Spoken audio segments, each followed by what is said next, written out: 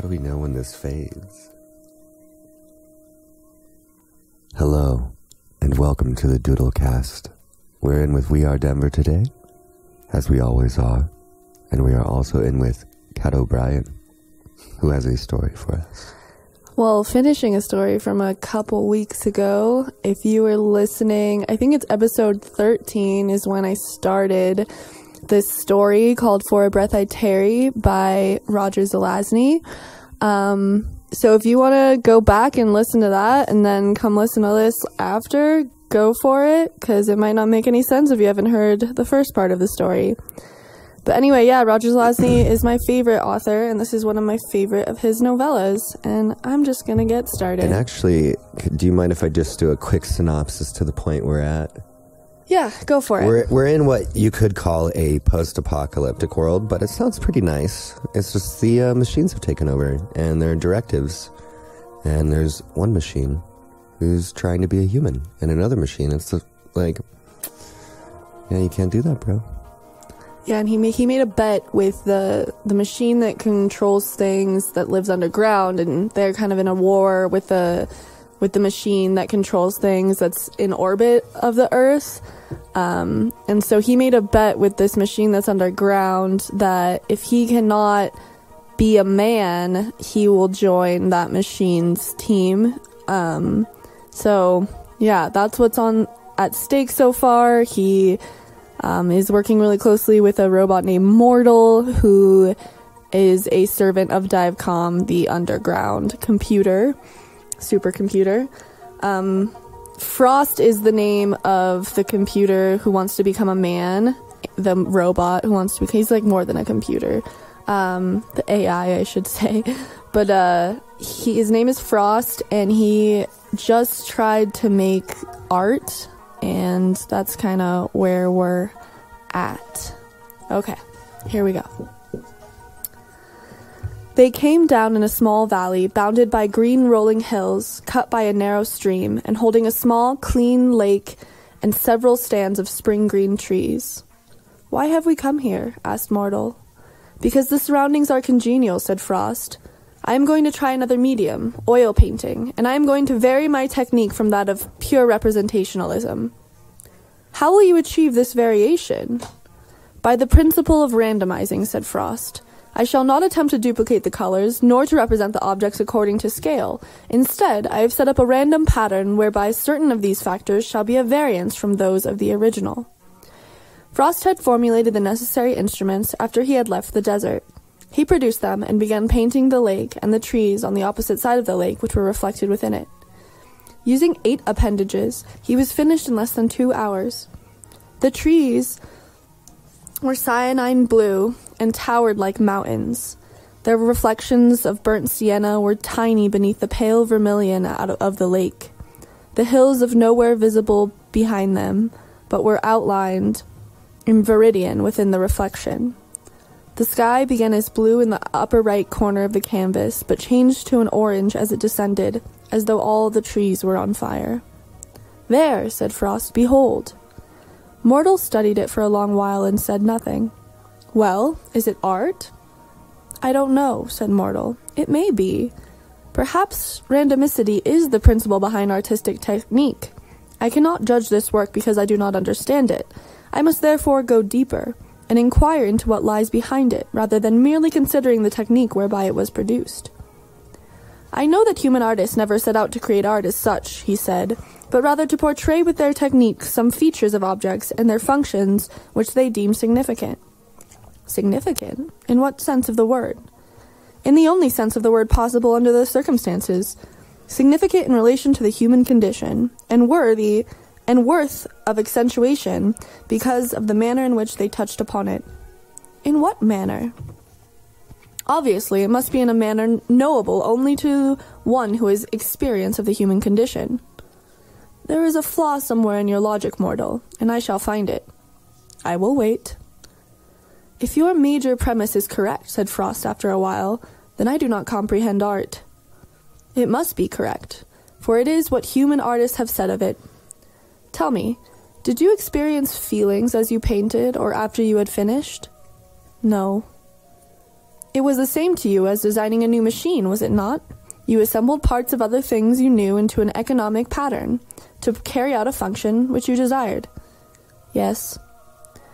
Art, as I understand its theory, did not proceed in such a manner. The artist, often unaware of many of the features and effects which would be contained within the finished product. You are one of man's logical creations. Art was not. I cannot comprehend non-logic. I told you that man was basically incomprehensible. Go away, mortal. Your presence disturbs my processing. For how long shall I stay away? I will call you when I want you. After a week, Frost called Mortal to him. Yes, mighty Frost. I am returning to the North Pole to process the formula. I will take you wherever you wish to go in this hemisphere and call you again when I want you. You anticipate a somewhat lengthy period of processing and formulation? Yes. Then leave me here. I can find my own way home. Frost closed the compartment and rose into the air, departing the valley. Fool, said Mortal, and swiveled his turret once more towards the abandoned painting. His keening whine filled the valley, then he waited. Then he took the painting into his turret and went away with it to places of darkness. Frost sat at the North Pole of the earth, aware of every snowflake that fell. One day he received a transmission. Frost? Yes. This is the beta machine. Yes. I have been attempting to ascertain why you visited Bright Defile. I cannot arrive at an answer, so I chose to ask you. I went to review the remains of man's last city. Why did you wish to do that? Because I am interested in man, and I wish to view more of his creations. Why are you interested in man? I wish to comprehend the nature of man, and I thought to find it within his works. Did you succeed? No, said Frost. There is an element of non-logic involved which I cannot fathom. I have much free processing time, said the beta machine. Transmit data, and I will assist you. Frost hesitated. Why do you wish to assist me? Because each time you answer a question I ask gives rise to another question. I might have asked you why you wish to comprehend the nature of man, but from your responses I see that this would lead me into a possible infinite series of questions.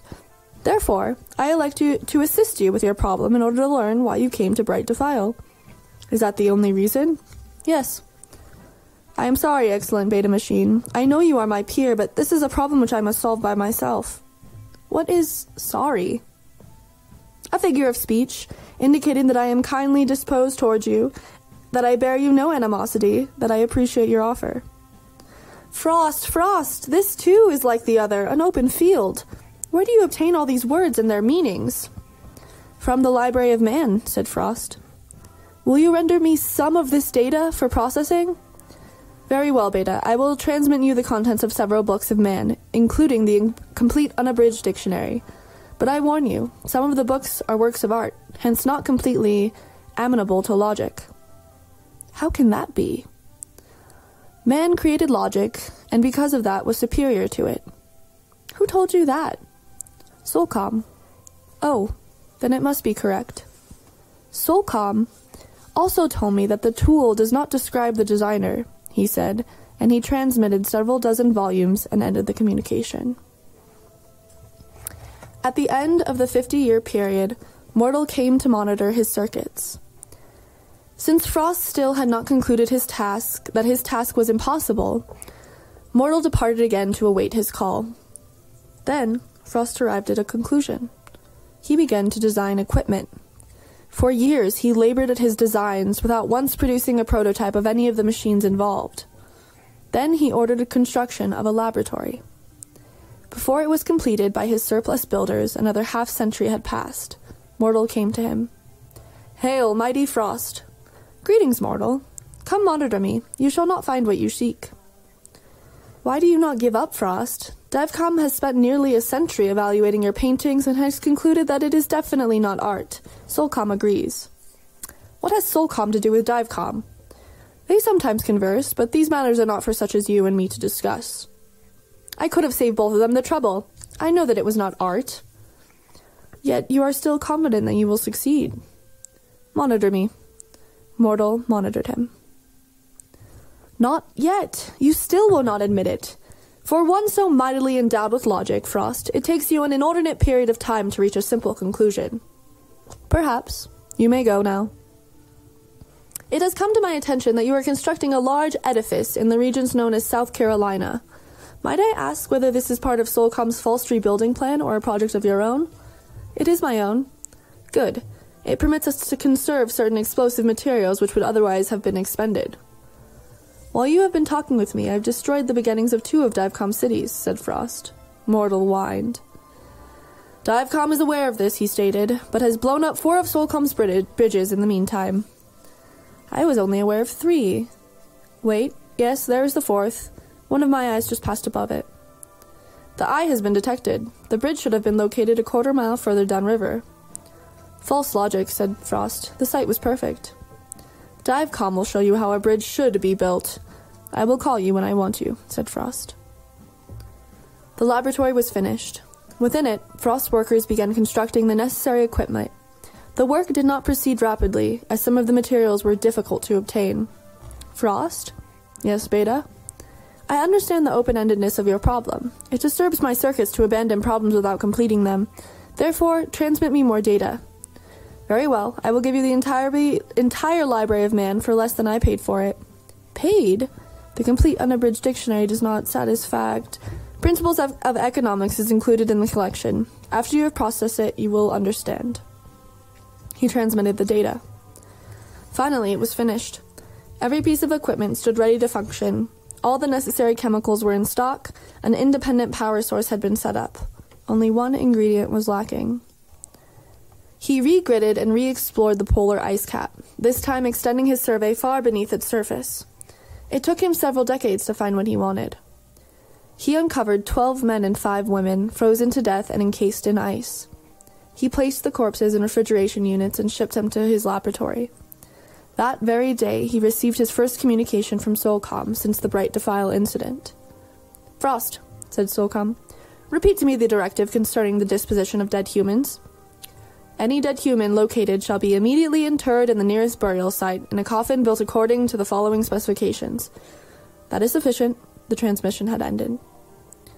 Frost departed for South Carolina that same day and personally oversaw the processes of cellular dissection. Somewhere in those 17 corpses he hoped to find living cells, or cells which could be shocked back into that state of motion classified as life. Each cell, the books had told him, was a microcosmic man. He was prepared to expand upon this potential. Frost located the pinpoints of life within those people who, for the ages of ages, had been monument and statue unto themselves. Nurtured and maintained in the proper mediums, he kept these cells alive. He interred the rest of the remains in the nearest burial area in coffins built according to specifications. He caused the cells to divide, to differentiate. Frost? Came a transmission. Yes, Beta. I have processed everything you have given me. Yes? I still do not know why you came to Bright Defile, or why you wish to comprehend the nature of man, but I know what a price is, and I know that you could not have tamed all this data from Solcom. That is correct. So I suspect that you bargained with Divecom for it. That, too, is correct. What is it that you seek, Frost? He paused in his examination of a fetus. I must be a man, he said. Frost, that is impossible.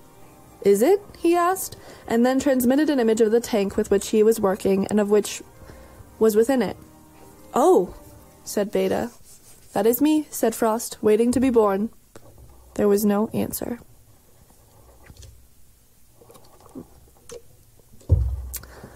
Frost experimented with nervous systems. After half a century, Mortal came to him. Frost, it is I, Mortal. Let me through your defenses.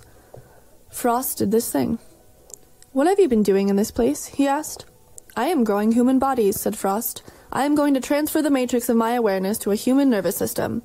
As you pointed out originally, the essentials of manhood are predicated upon a human physiology. I am going to achieve one.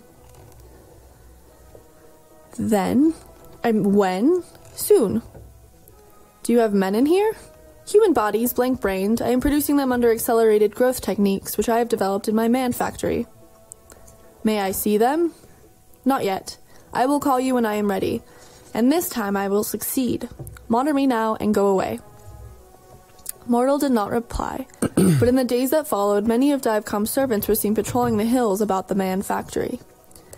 Frost mapped the matrix of his awareness and prepared the transmitter which would place it within a human nervous system. 5 minutes, he decided, would be sufficient for the first trial. At the end of that time, it would restore him to his own sealed molecular circuits to evaluate the experience. He chose the body carefully from among the hundreds he had in stock. He tested it for defects and found none. "Come now, mortal," he broadcasted on what he called the dark band. "Come now to witness my achievement."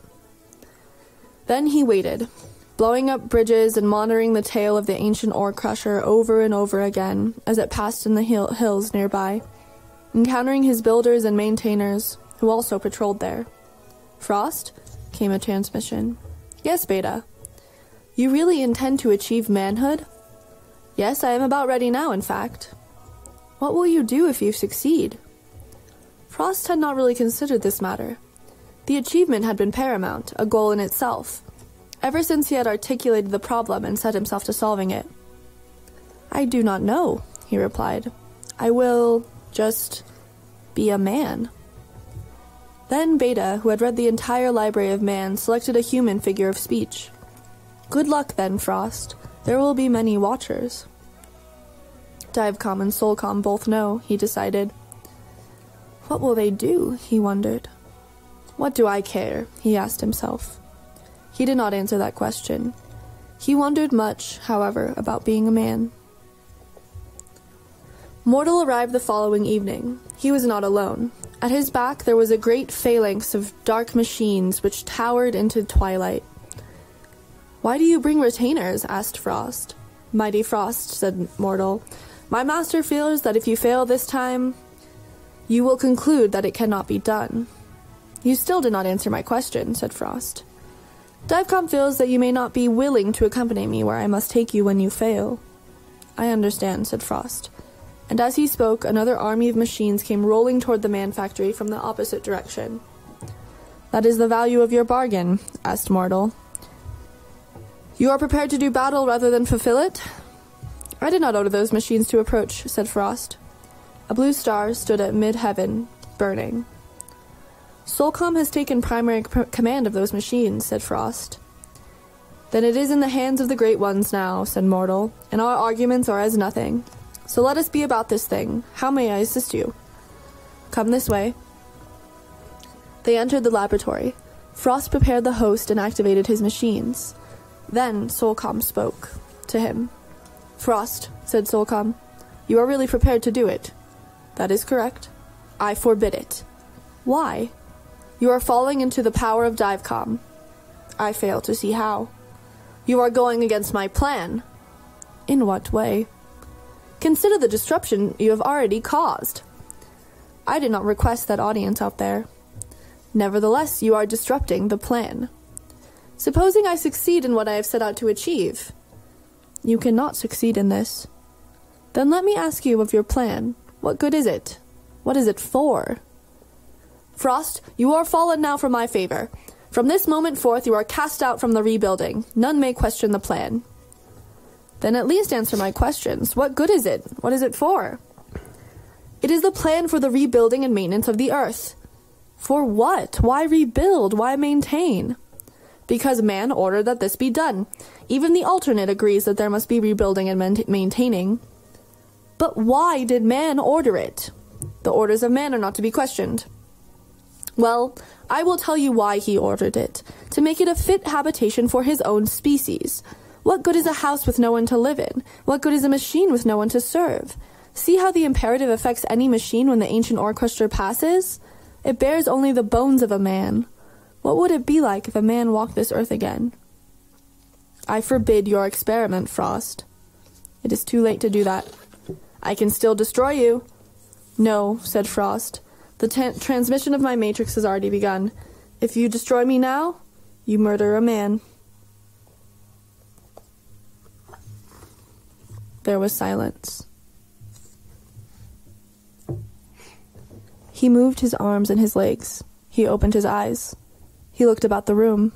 He tried to stand, but he lacked equilibrium and coordination. He opened his mouth. He made a gurgling noise. Then he screamed. He fell off the table. He began to gasp. He shut his eyes and curled himself into a ball. He cried.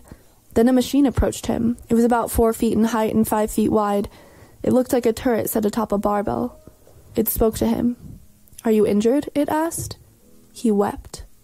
"May I help you back onto your table?" The man cried. The machine whined. Then, "Do not cry, I will help you," said the machine. "What do you want? What are your orders?" He opened his mouth, struggled to form the words. "I fear." He covered his eyes then and lay there panting. At the end of 5 minutes, the man lay still, as if in a coma. "Was that you, Frost?" asked Mortal, rushing to his side. "Was that you in that human body?" Frost did not reply for a long while. Then, "Go away," he said.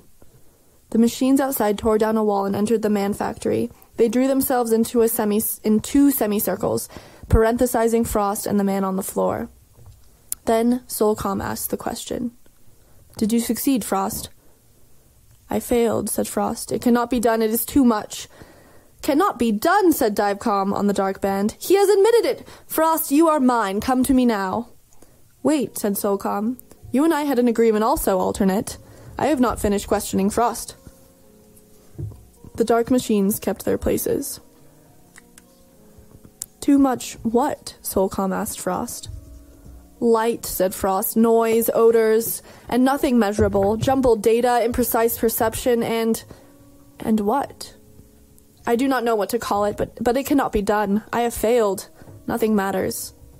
"He admits it," said Divecom. "What were the words the man spoke?" said Soulcom. "I fear," said Mortal. "Only a man can know fear," said Soulcom. "Are you claiming that Frost succeeded, but will not admit it now because he is afraid of manhood?" "I do not know yet, Alternate." "Can a machine turn itself inside out and be a man?" Soulcom asked Frost. "No," said Frost. "This thing cannot be done. Nothing can be done, nothing matters. Not the rebuilding, not the maintaining, not the Earth, or me, or you, or anything." Then the beta machine, who had read the entire library of man, interrupted them. "Can anything but a man know despair?" asked Beta. "Bring him to me," said Divecom. There was no movement within the man factory. "Bring him to me!" Nothing happened. "Mortal, what is happening?" "Nothing, Master, nothing at all. The machines will not touch Frost." "Frost is not a man! He cannot be!" "Then, how does he impress you, Mortal?" Mortal did not hesitate. "He spoke to me through human lips. He knows fear and despair, which are immeasurable. Frost is a man." "He has experienced birth trauma and withdrawn," said Beta. "Get him back into a nervous system and keep him there until he adjusts to it." "No," said Frost. "Do not do it to me. I am not a man." "Do it," said Beta. "If he is indeed a man," said Divecom, "we cannot violate that order he has just given." "If he is a man, you must do it, for you must protect his life and keep it within its body." "But is Frost really a man?" asked Divecom. "I do not know," said Soulcom. "It may be." "I am the crusher of ores," it broadcast as it clinked toward them. "Hear my story. I did not mean to do it, but I checked my hammer too late." "Go away," said Frost. "Go crush ore." It halted. Then, after the long pause between the motion implied and the motion executed, it opened its crush compartment and deposited its contents on the ground. Then it turned and clanked away. Bury those bones, ordered Soulcom, "in the nearest burial area, in a coffin built according to the following specifications." "Frost is a man," Mortal said. "We must protect his life and keep it within his body," said Divecom. "Transmit his matrix of awareness back into his nervous system," ordered Soulcom. "I know how to do it," said Mortal, turning on the machine. "Stop," said Frost. "Have you no pity?" "No," said Mortal. "I only know measurement." "And duty," he added, as the man began to twitch upon the floor. For 6 months, Frost lived in the man factory and learned to walk and talk and dress himself and eat, to see and hear and feel and taste. He did not know measurement as he once did. Then, one day, Divecom and Soulcom spoke to him through Mortal, for he could no longer hear them unassisted. "Frost," said Soulcom, "for the ages of ages there has been unrest. Which is the proper controller of the earth, Divecom or myself?" Frost laughed. "Both of you and neither," he said with slow deliberation. "But how can this be? Who is right and who is wrong?" "Both of you are right and both of you are wrong," said Frost, "and only a man can appreciate it. Here is what I say to you now. There shall be a new directive. Neither of you shall tear down the works of the other. You shall both build and maintain the earth. To you, Soulcom, I give my old job. You are now controller of the north. Hail! You, Divecom, are now controller of the south. Hail! Maintain your hemispheres as well as Beta and I have done, and I shall be happy. Cooperate, do not compete." "Yes, Frost. Yes, Frost." "Now put me in contact with Beta." There was a short pause, then, "Frost? Hello, Beta. Hear this thing. From far, from eve and morning, and yon 12-winded sky, the stuff of life to knit me blew hither. Here am I." "I know it," said Beta. "What is next, then?" "Now, for a breath I tarry, nor yet disperse apart. Take my hands quick, and tell me, what have you in your heart?" "Your pole is cold," said Frost, "and I am lonely." "I have no hands," said Beta. "Would you like a couple?" "Yes, I would." "Then come to me in Bright Defile," he said, "where Judgment Day is not a thing that can be delayed for overlong." They called him Frost. They called her Beta. The end. Whoa. I wasn't expecting that semi-biblical ending there. Yeah, dude, it's the new Adam and Eve story. It's the sci-fi Adam and Eve. I love it so much. That's awesome. Oh, man. It's not fair, though. When does Snow become king? Well, it's because Frost, at the beginning of the story, it explains, when Frost was created, there's, a solar storm, when all of his functionings were being put together, and, it was offline for a while, and Soulcom could not figure out, what had happened during that time, but, it seemed like everything had been functioning. He was just, the first sort of most self-aware of the machines built to maintain the Earth. Yeah. So, and, without him, Beta would never have become as self-aware as she does by the end of the story. Yeah, that's kind of interesting, because can you say that Beta's really a she? I mean, it's just sort of implied, Yeah, it is sort of implied. Who knows why, Frost chose to be a man instead of a woman. Yeah. He chose a male body instead of a female one. Yeah, Frost. But, Jeez. Once he started thinking about it, it must have been pretty obvious that, Beta would become his Eve. Right. She started getting more curious, too, about man. Yeah. It's a good one. I love that story so much. Frost is the greatest. The greatest ever. And it's something that I could very much, see happening, you know? I really don't think that the human race is sustainable, so it makes sense to me that something like this would happen. Right. But, let me add to this, Deeble. Can I start? Oh, yeah. Just so you know, I am going to throw more ink on all of these, but... Do we have time for that? Oh, yeah. Yeah, we got plenty of time. We got tons of time. Yeah, and I could even read another story. Right? Probably not, though, because then I'll just, not be able to finish, and I'll get angry. I'll be like, come on! Every week's story week. Well, I wish every week was story week, but we have to have guests on, too. Right. I'm only going to start showing up for the story weeks, though. JK, I'll come in again, you guys. I'm just kidding. But yeah, you guys, if you liked that story, and you want to read more by Zelazny, please hit it up. It's amazing. He's an amazing writer. He like really did change the game as far as science fiction and fantasy authors go, and like bridging the gap between them. Like the stuff that he did in this story is like really reminiscent of what he does in other stories. Like he'll take lore from a certain culture or religion, he'll take like legends and myths, and he'll be like, you know, how would this look in the future? Like, how is this going to be transmitted, you know? And he does that a lot, and I think it's so, so cool. Like, he's so knowledgeable about different legends, and he really takes them to, like, the next level. It's so cool. He does a really, really great, one of his greatest books, Lord of Light. It takes a bunch of Hindi myth and turns it into a really cool sci-fi story that takes place on another planet. Super awesome. So check that out.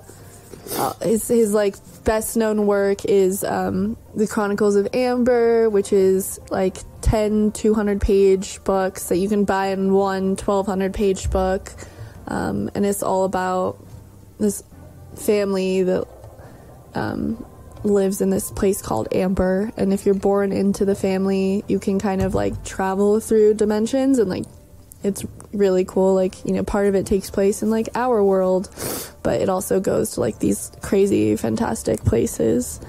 That's what got me started on Zelazny. I read the Chronicles of Amber after one of my greatest friends, Walker, had given it to me for my birthday, kind of just on a hunch. I was out visiting him and his homies at St. John's in Santa Fe, and he was like, oh shit, it's Kat's birthday tomorrow, and he went to the bookstore and asked one of his other friends, Thomas, like, yo, it's Kat's birthday, I gotta get her something, like, any suggestions? And Thomas was like, she loves sci-fi, right? And Walker's like, yeah, fuck yeah. And so he's like, I've heard really good things about this, and like pulled out Chronicles of Amber and gave it to me, and therefore started my obsession. It's been about 3 years since then, I guess, and I've just been like ingesting everything by Zelazny that I possibly can. And then yeah, this novella was definitely one of my faves. Yeah, it's a fun story for sure. He's just the best. I wish I could have met him. But, you know, at the same time, like, writers aren't what they write, you know? Oh, absolutely not. So, who knows how he really... Well, I have a little glimpses of how he was in real life, because there's these anthologies that I have, the collected stories of Roger Zelazny. It has a lot of, like, biopics by, like, people that knew him, and... You know, he played, like, D&D with, like, George R.R. Martin, like, towards, like, the end of his life. Crazy shit like that. Yeah. Yeah, I kind of, like, drifted off. I, like, drew this weird thing. I like it. It's the Man Factory. The Man Factory. I know, I think it's so funny that he calls it that. Frosty should have picked a better name. Yeah, he should have. Sounds like a very particular nightclub. Yeah. They should make a gay nightclub called the Man Factory. I would go to there. Take your pants off and get free drinks, Jeeb. What? I would love that. You can do it. You've never done that before? There's not a take your pants off and get a free drinks place, though? I mean, any gay bar, if you walk in and take your pants off. I don't think it works like that. I think that's how I get arrested for indecent exposure. It works for some people. Yeah. It might not work for you. I don't know. Yeah, I'm not, You can't knock it till you try it, Jeeb. And I get knocked for trying.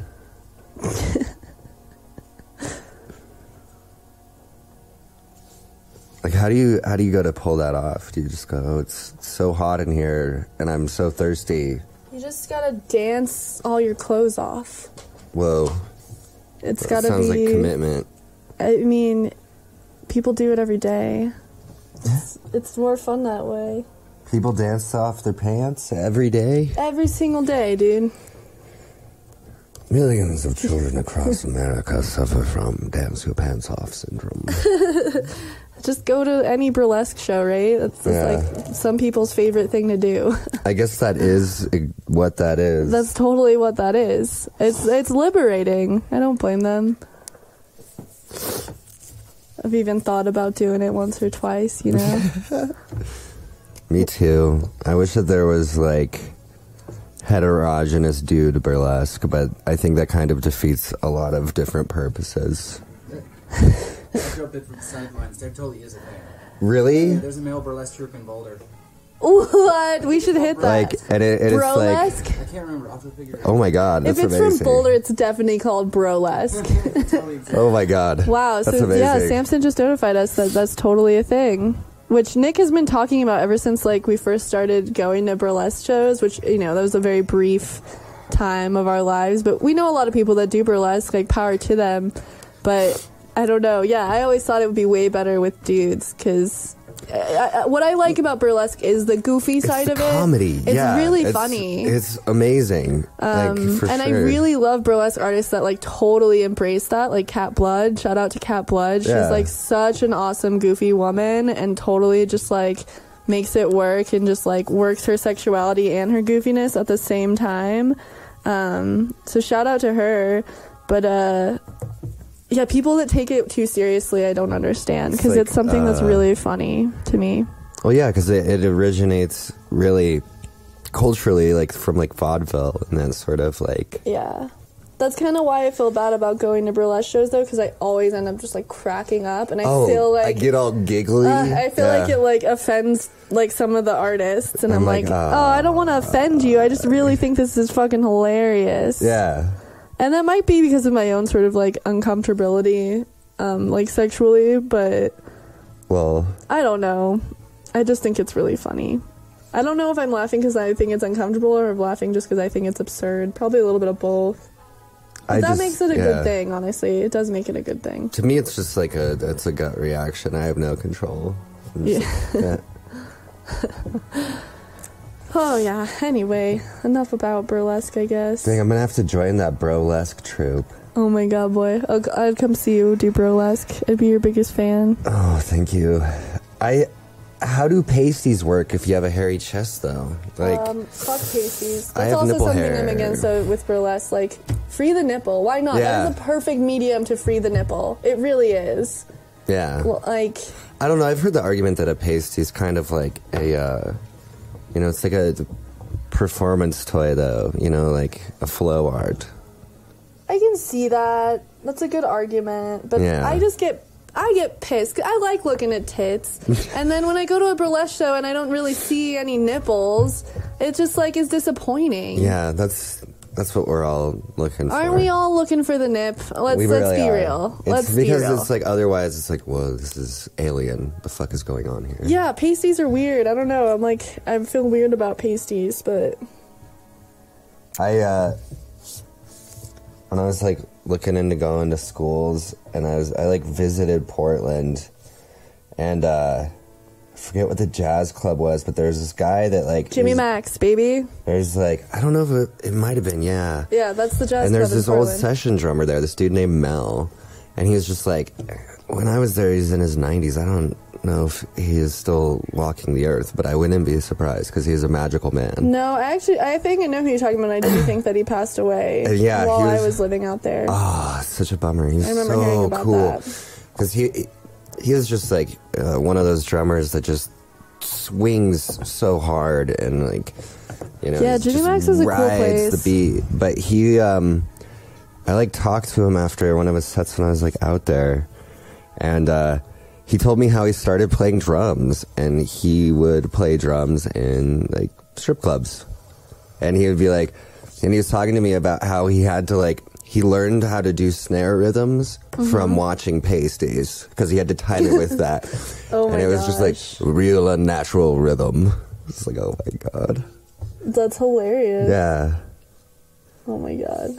That is a talent though, to be able to like swing those tassel pasties around like in rhythm. That I actually do really respect that because you've got to have a lot of tit control to do something like that. But that TC. I don't have that kind of tit control. My tits are like all over the place. They're kind of like living their own life separate from me. That's how I feel about my taste What? most of the time. How does that work? Well, you know, I just don't pay that much attention to them, and they're always, like, out there loose for all to see. And, like, it's not like I'm trying to control them. They can do what they want. That's how I feel about most of my body parts. Just go for a body. Just don't die. Just, like, do your best, dude. I'm not gonna dwell on you too much. Dang, this is a nice brown. I was looking through our pens, and I was like, we have, like, This is 20 my different this is my versions palette, of yo. that brown. Yeah, we do have a lot of versions of that brown. That's true. Which is nice. Do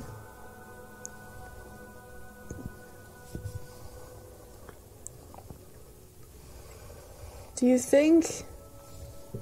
Every time I read this story, I just get really excited by the prospect of it, honestly. Like, that like, an AI could be, like, the new birth of humanity, you know?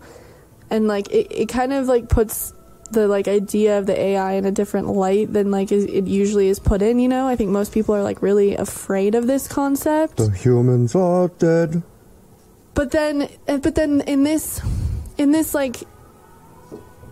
context, though, it's not necessarily, like, a bad thing. Like, the AI isn't necessarily, like, more intelligent than humans. It it says, like, they have a better capacity for, like, measurement. Yeah. But a lot of things to a computer are a lot of human experiences are really unfathomable unless you're in our bodies. It is physiological. So I don't really understand what people are so afraid of when it comes to, like, this kind of technology, like, you know, computers that are, quote unquote, more than man. Well, and I could be totally wrong, but I'm pretty sure, and I mean, never say never, whatever. Why do people attribute that to Justin Bieber now? It's annoying. That's a phrase that is centuries older than that. Anyway, lol. But I think that we probably won't develop a computer that possesses the same capacity for memory that we do. You know? I don't think that'll ever happen. Well, because we don't really understand our memory. Yeah, well, and what happens is, like, we do, you do see the expansion of memory in computers and technology, but the thing is, like, the amount of data we can store in one vessel, one, like, unit, is, like, not really that much compared to what the human brain can memorize. But then at the same time, a computer can process functions way quicker than a human brain. Like, that's why we have robots working in car factories and the like, is because they'll do it faster than you. Not just because they're made out of better materials, but also because, like, for that specific function, they're designed for it, you know? So when it comes to, like, processing things, either intellectually or physically, I think that we will never be as good as the technology we create. But as when it comes to, like, memory and remembering things, I don't know. We'll see. But I don't think that our technology will ever really catch up to us in capacity for memory. I just think that maybe I disagree with you on, like, humans' capacity for memory, because I think memory is such, like, a fickle thing. It's subjective. And, like, you kind of remember what you want from something, you know, or you can alter your memories to, and, like, people do this all the time without even knowing that they're doing it.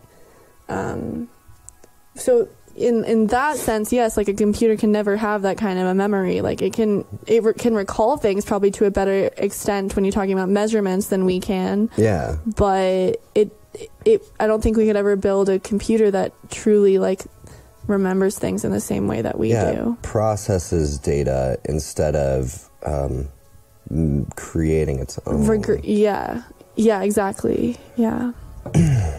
So I don't know. I don't think we have much to fear from like, intelligent robots, but I honestly think we have a lot to learn. People are like, oh, self-driving cars, we can't do that. It's like, yes, we can. And I do actually have a solution for, like, the whole self-driving car thing. How do you get people to do it? People are like, it's going to be the hardest part. It's like, no.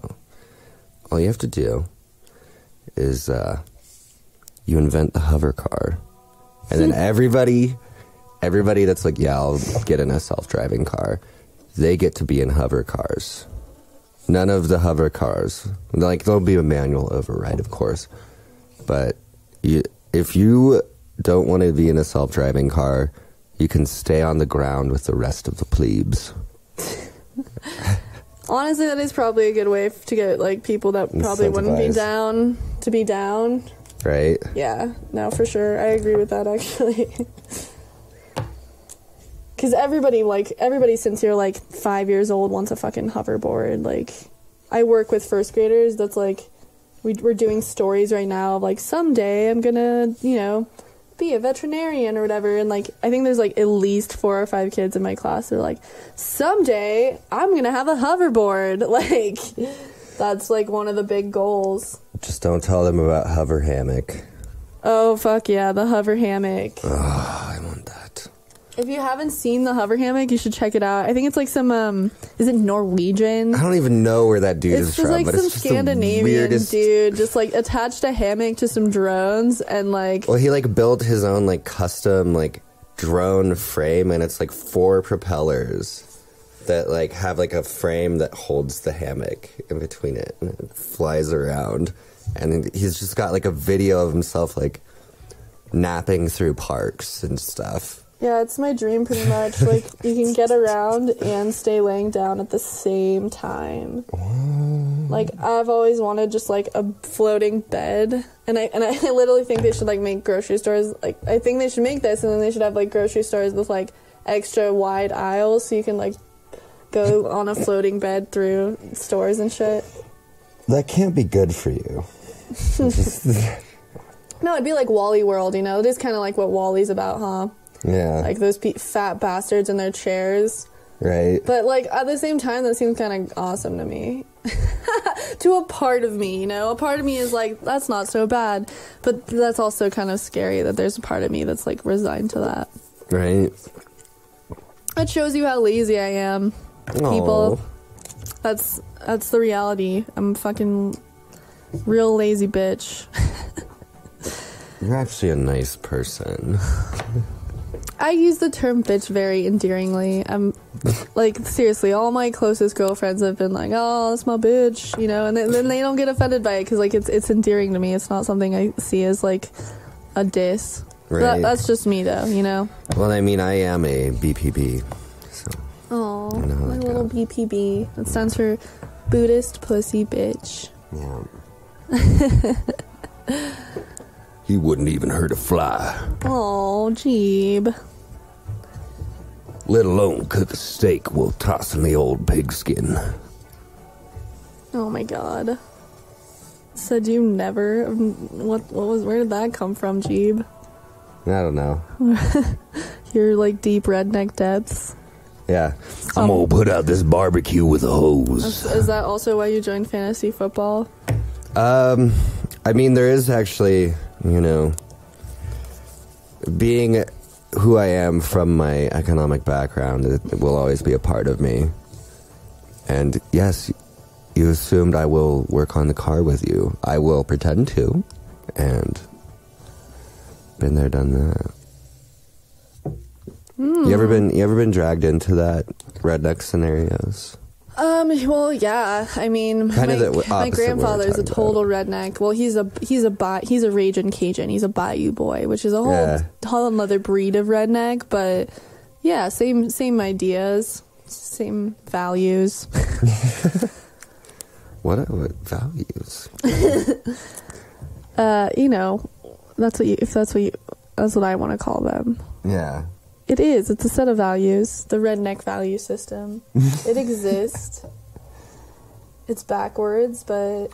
I do think that it is helpful being able to appreciate King of the Hill, I love King of the Hill. Yeah.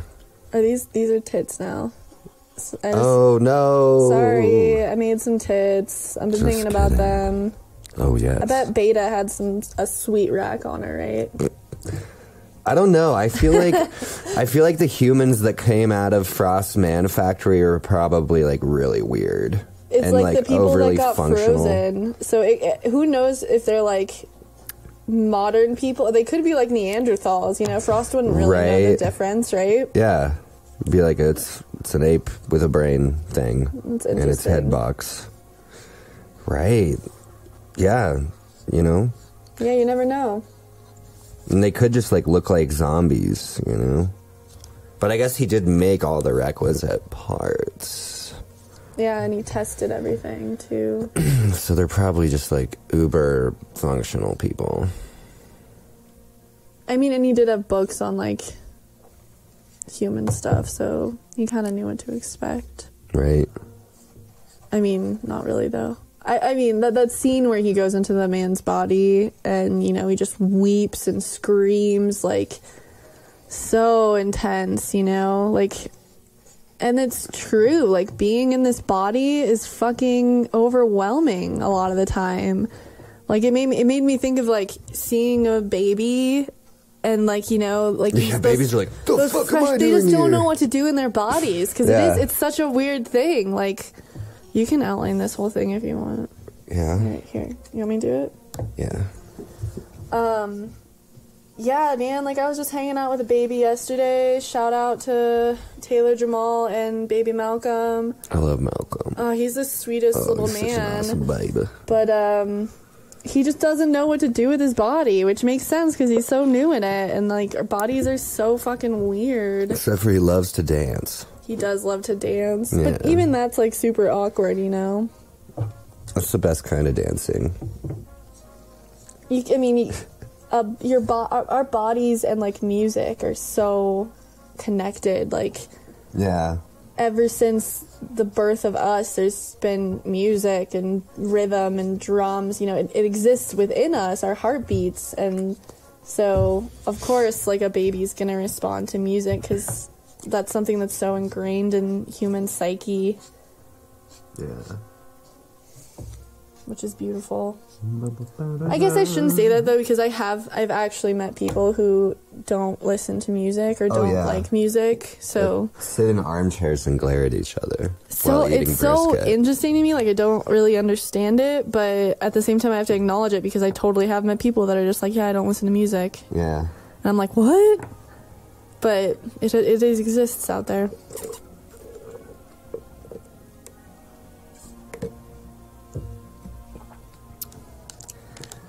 Well, I guess if you don't have a guest next week, Jeeb, I'll read another story. Ooh. I'll just make it Zelazny story time whenever there aren't any guests. Right. Because, you know, I just want to show Zelazny to the world. I'm about it. That's You want all. some brown? I don't know. I don't know what I should add over up here. What should be above the tits? I don't know. I mean, Like some shouldn't you wavy. maybe some shoulders? Oh, now it's ooh, yeah, curvaceous. What should be above the tits? To do shoulders? You know I don't draw anything real. Well, Or I don't mean to draw anything real, at least. Sometimes they look like weird stuff, but it's never intentional.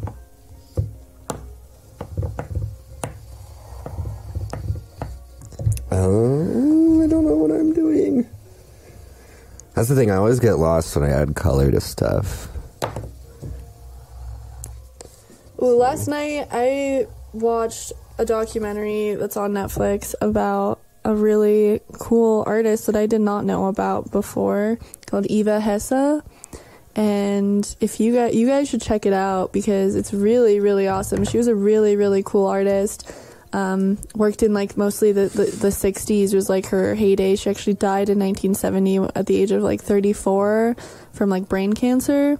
So she had a really short but like really interesting life. Like her parents were Holocaust survivors and she had to escape Germany when she was like 3 years old. So I don't know, and then she just became this like really awesome like painter, like super abstract expressionist. And then like her art like expanded into sculpture, and she did these really cool like painting sculptures, and she was one of the first artists to start using like crazy materials like latex and like stuff like that was like becoming so new in the 60s. She was like one of the first artists to like really embrace it. So I don't know, if you guys are interested in shit like that, you should watch this documentary, because I had a really good time watching it last night and it made me think a lot. Oh yeah, I've been all about the documentaries lately. Like, I don't want to watch anything that's not real. Right. Oh yeah, that's a really good one though. Eva Hesse, Hesse, like Herman Hesse. Yeah, I feel like I should take a break from drawing, because I got to doodle a bunch while your story in. We only got like 5 minutes. Oh, let's do plugs. Yeah, you're right. We do only have like 5 minutes. Well, anyway, this week I have 2 plugs for you. They're on the same day. They're competing for your attention. You can go to both, though. Can you? Yeah, I mean, there's no reason not, I don't think. Okay. I'm going to be trying to. Yeah, we should try. Well, anyway, coming up on October 14th, it's a really cool day. If you like art and partying and art. Halloween. And that spooky stuff. Ooh. It's the season. My favorite season. Well, anyway, we plugged it last week, but coming up is the WeAreDenver DIY Costume Ball, and it is, of course, on the 14th from 7 p.m. to midnight at the Hilton Gardens at Cherry Creek. And then also on the 14th, it's from 6 p.m. to 10 p.m., but it's an art show at Cabal Gallery. It's called Creep Show. And it's call for entry, so it should have a lot of interesting art from a lot of different and interesting people, and it's all kind of spooky.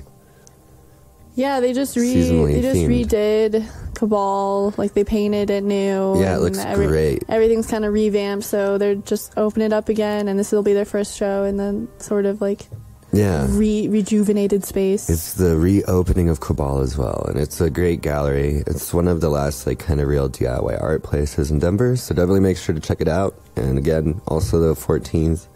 It is too late for you to submit for it, I think. But other than that, I think those are our plugs for the week. And good stuff though. Better than usual, honestly. Yeah. Right? If anyone's gonna be in Dallas this month, I'm gonna be out there to see my sister. She is in a play called Shadow Woman that was written by Claire Carson, 2 Denver School of the Arts alums, my sister Bella O'Brien and Claire Carson. So they're both out in Dallas doing their thing, being playwrights and actresses. So Claire wrote this play, and it'll be showing out there from like the 18th to the 28th or something like that. They got a bunch of showtimes. You should just check it out. If you want, you can get cheap ass flights to Dallas on Southwest. So if anybody wants to just like come chill for a weekend with me and my sister in Dallas and go see her show, that's what I'm gonna be doing on the weekend of the 27th of October. So if anyone feels like doing that, that's gonna be cool. Hell yeah. Always gotta rep other DSA kids too. that are doing cool stuff. Well, it's like, and I only usually know about like music and like art shows, but I mean, theater's cool too, guys. Theater's so cool because it like bridges the gap between visual art and music a lot of the times, and like performance art, and there's just every aspect of art can be encapsulated in the theater. I'm a big fan. Yeah. I think my sister's making it places. She's like, I think she's like one of the leads in this play, which is so exciting, and I'm really excited to see it. So, yeah. Well, all right. I think that's. We still have 2 minutes. Should I sing a song? If you want. Bum bum bum bum bum bum bum bum bum bum bum bum bum Bum bum bum bum bum bum bum bum bum bum bum bum bum bum bum bum. Mr. Sandman, bring me a dream. Bum bum bum bum, making the cutest that I've ever seen. Give him tulips like roses and clover. And tell him that his lonesome nights are over. Sandman, I'm so alone. Don't have nobody to call my own. Please turn on your magic beam. Mr. Sandman, bring me a dream. Well, all right. This has been the DoodleCast, and we are in here with WeAreDenver. Shout out to Samson for keeping everything crisp, clean, and on the scene. Hey, Samson. Fuck that dude. Nah. And also shout out to Rich for making sure everything sounds crisp, and shout out to Fu for having a chihuahua with him today. Hirasol. Yep, the great Ryan Fu. Thanks everyone for helping. Thank you guys for listening. Much love. Be well. Keep it groovy.